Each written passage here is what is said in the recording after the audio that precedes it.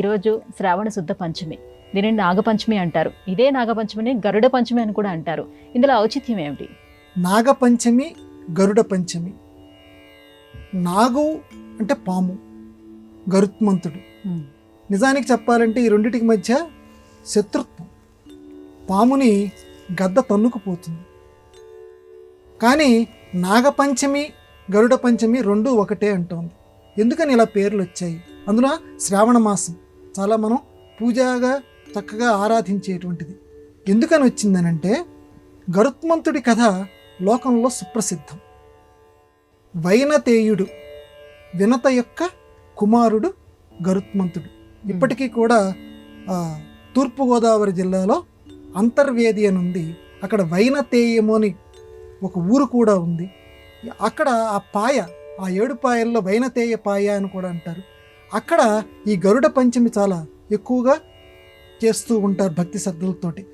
ఎందుకని వచ్చిందండి ఈ గరుడ పంచమి, నాగపంచమి అని ఒకే రోజు కనంటే గరుత్మంతుడు తన తల్లి యొక్క దాస్యం పోవాలి అని చెప్పి అమృతాన్ని తీసుకొస్తాడు. గరుత్మంతుడు అమృతాన్ని ఇదిగో ఈ రోజు తీసుకొచ్చాడట. స్వర్గలోకం నుంచి అమృతాన్ని తీసుకొచ్చాడు కాబట్టి దీనిని గరుడ పంచమి అన్నారు. మరి నాగపంచమి అని ఎందుకు అన్నారు? నాగుల కోసం తెచ్చాడు కాబట్టి నాగపంచమి అన్నారు. కాబట్టి కద్రువ నాగమాత, కద్రువ అనేటువంటి ఆవిడ అడిగిందట, ఈ దాస్యత్వం పోవాలి అని అంటే అమృతం తీసుకురా, అమృతం గనక తీసుకొని వస్తే నీ మొత్తం ఈ దాసత్వం మొత్తం నీకు పోతుంది అని చెప్తే అందుకని అమృతాన్ని తీసుకొస్తాడు. కాబట్టి తను తీసుకొచ్చిన రోజు కాబట్టి దాన్ని గరుడ పంచమి అన్నారు. నాగుల కోసం తెచ్చాడు కాబట్టి దీన్ని నాగపంచమి అని అన్నారు. ఇప్పటికీ కూడానమ్మా ఈరోజు తిరుమల తిరుపతి దేవస్థానం వారు గరుడ పంచమి ఉత్సవం, గరుడోత్సవం చాలా గొప్పగా చేస్తారు. మనకంటే కూడా నేపాల్లో ప్రత్యేకంగా చాంగుబళ అని చెప్పి ఒకటి మనం అంటుంటాం చూడండి, అలాంటిదే చాంగుతోటి మొదలయ్యేటువంటి ఒక ఊరు నేపాల్లో ఉంది. విష్ణుమూర్తి ఈ గరుత్మంతుణ్ణి అధిరోహించినది ఈ రోజు అని చెప్తారు. ఆయన వాహనంగా చేసుకున్నటువంటి రోజు. ఇప్పటికీ ఆయన శత్రువుల మీదకి వెళ్ళేటప్పుడు ఈ గరుత్మంతుణ్ణి అధిరోహించి వెళతాడు అని చెప్తారు. దానికి గుర్తు కింద మామూలుగా మన మానవులకి ఏదైనా పరిశ్రమ చేస్తూ ఉంటే ఒంటికి ఏ రకంగా చెమట కలుగుతుందో దానికి దేవతలు కలగటానికి లేదు. గరుత్మంతుడి ఒంటి మీద కూడా చెమట ఇప్పటికీ అక్కడ కనిపిస్తుంది.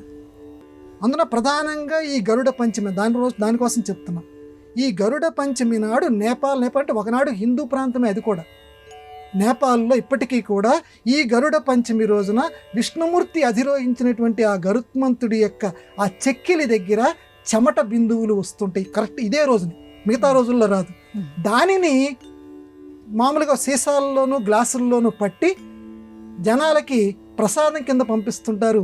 పాము కాటులకు కానివ్వండి, లేకపోతే పాముల నుంచి రక్షించుకోవడానికి కానివ్వండి, అది చాలా ఉపయోగపడుతుందని చెప్తుంటారు. దాన్ని తీర్థంగా కళ్ళకద్దుకొని తీసుకెళ్తుంటారు. ఇప్పటికీ వస్తుంటుంది.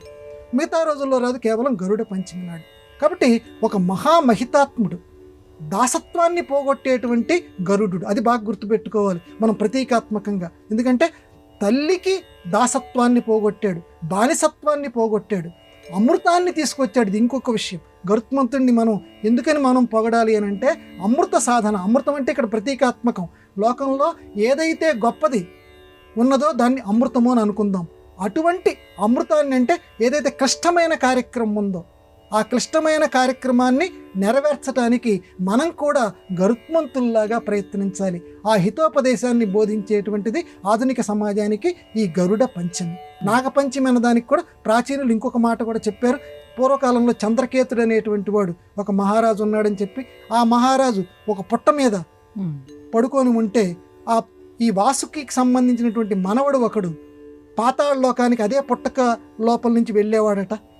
ఆ చంద్రకేతు అనేటువంటి మహారాజుని అడ్డగిస్తే ఆ చంద్రకేతు, నేను రాజుని కదా, నన్ను నువ్వు అడ్డగిస్తావా అని అంటట. వెంటనే నేను ఎవరిని అనుకుంటున్నావు, వాసుకి యొక్క మనవడిని అని చెప్పి అతను ఈ చంద్రకేతు మహారాజుని కాటు వేస్తాడు ఇదే రోజు. కాటు వేసిన తర్వాత అప్పుడు అతనికి అహంకారం దిగిపోయి చంద్రకేతు మహారాజు గారు ఈ పాము యొక్క కాళ్ళ మీద పడిపోతుంటే, మానవ రూపంలో ఉన్న పాము మీద పడిపోతే వెంటనే అనుగ్రహించి తిరిగి బతికిస్తాట. ఈరోజు నా కథని ఎవరైతే చెప్పుకుంటారో, దీన్ని నాగపంచమిగా ఎవరైతే చెప్పుకుంటారో వాళ్ళకి సర్పపు కాట్లు ఉండవు, సర్ప బాధ ఉండదు అని అనుగ్రహిస్తాట. అది నాగపంచమిగా కొంతమంది చెప్తారు. మొత్తానికి గరుడ పంచమి, నాగపంచమి శ్రావణ మాసంలో విశిష్టమైనటువంటివి.